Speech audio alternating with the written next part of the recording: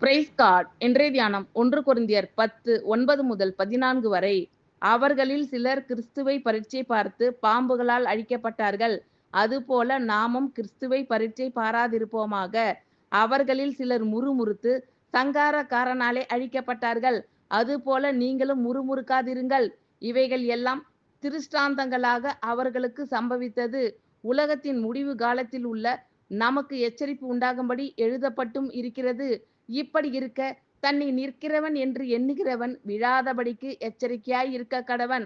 மனுஷருக்கு நேரிடுகிற சோதனையே அல்லாமல் வேறே சோதனை உங்களுக்கு நேரிடவில்லை. தேவன் உண்மை உள்ளவராய் இருக்கிறார்.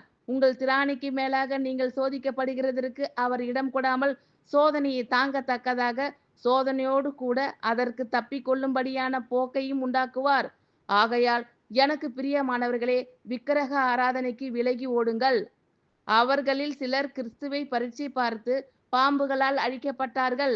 அதுபோல நாமும் கிறிஸ்துவை பரீட்சை பாராதிருப்போமாக.